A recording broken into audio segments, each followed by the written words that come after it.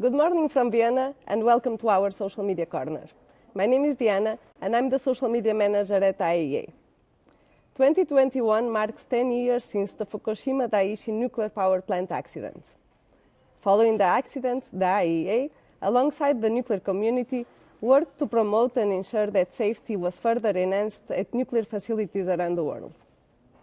Now, a decade later, experts are gathering here in Vienna for a conference to look at lessons learned and actions taken and to identify ways to further strengthen nuclear safety. In this context, the IAEA recently launched an essay competition directed at young people related to the current status and future of nuclear safety. And here with me, I have one of the finalists of that competition and also one of our talented youth moderations of the conference. Her essay was on preventing regulatory failures to ensure institutional strength in depth. Hi, Ilieva. Thank you so much for joining us here today. Can you tell me more a little bit about yourself and about your professional and academic background? Yeah, first of all, thank you so much for having me here and for the opportunity to speak here. My name is Ilieva Arisso. I'm a nuclear engineer, graduated in Cuba in the Higher Institute of Technologies and Applied Sciences in 2015. I'm actually at the moment doing my master's degree, finishing my final dissertation of the thesis, and also in the nuclear field. And I was working for 5 years in the Nuclear Regulatory Authority back in my country, in Cuba. And recently I was doing an internship here in the agency in the Radiation Transport and Waste Safety Division for 1 year until last October. And also, I'm also representative of the Women in Nuclear Young Generation chapter and one of the IAEA representative of this chapter also. Very impressive, thank you. In your opinion, why is nuclear safety important and why should young people care about it? Nuclear safety is about prevention of accidents like Fukushima. We have been here 1 week hearing all the lessons learned from this accident. But we are also learning, still learning from Chernobyl, for instance, that happened 30 years ago. And people care because safety is about protecting people and the environment from the harmful effects of ionizing radiation. So it's related to their own safety. That's why people care. And I will answer this by giving you an example. Every time I'm going out there and I'm meeting with friends and they get to know that I'm a nuclear engineer, they're always asking this kind of questions, hard questions to answer related to safety because they know what happened. They know what was the thing that went wrong with the accidents. So they care a lot. And if we are trying to we are trying to include nuclear energy as part of the solution for the future, we must ensure that our industry is safe. The IAEA recently launched an essay competition directed at young people like you, related to the current status and future of nuclear safety. Do you believe the essay contest was successful? Absolutely, it was very successful. I'm very proud, to say that we have 250 participants in this contest. It's amazing. Nuclear professionals, but also students, and from 60 countries, and almost 50% regarding gender. So it's a very, very good numbers, impressive numbers, and we are very proud of that.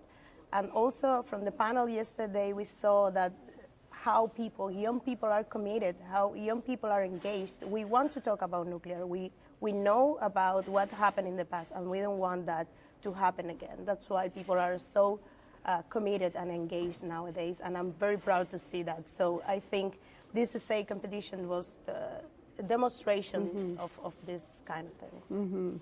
Thank you. And also yesterday, as part of the conference, there was an event on youth in the nuclear industry. What were some of the most impactful messages you heard during the panel discussion? Well, I was I had the pleasure to moderate this panel yesterday with the 6 winners of the competition. It was amazing. They were talking about all the issues. They were speaking their minds, like talking about nuclear in the nuclear field. And also one thing that I forgot to say is that in the contest, we have young professionals and students from the nuclear field, but we also have people from with other backgrounds, like journalism, medicine, law, and it's impressive. And they know about this, and they were giving us this message.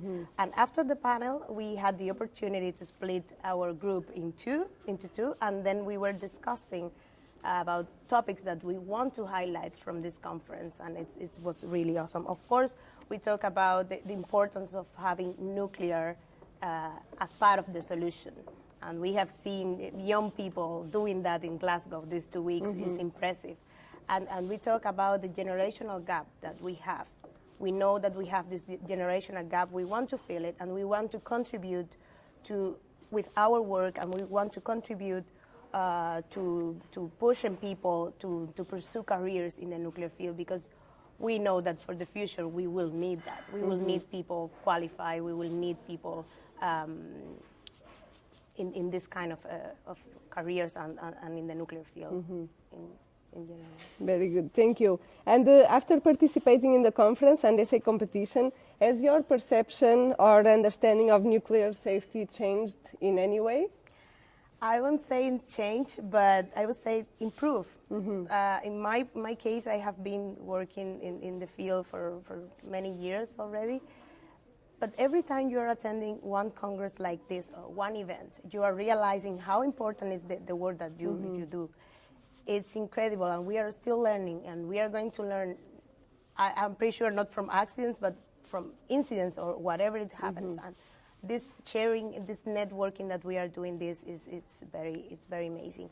For others, because we were talking in the group with other young people, and of course, if they are not in the nuclear field, for them, it's amazing to hear and to see experts talking about.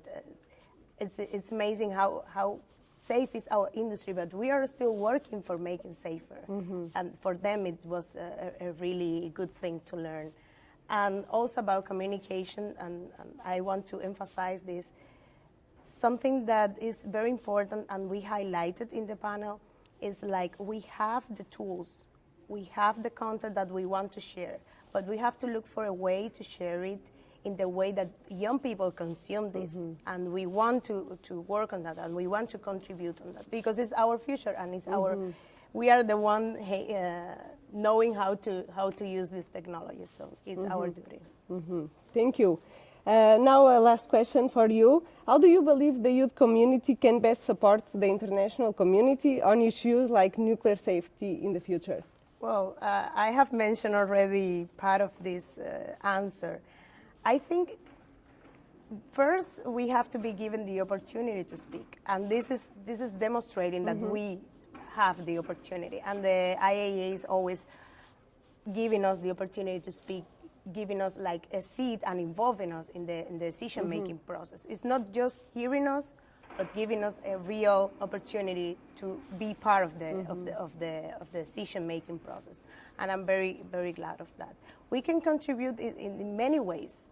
We can contribute in communication, as I mentioned before, because I think now we have tools that our parents and grandparents, they didn't have. So it's our future, and it's our responsibility to use them for a better purpose.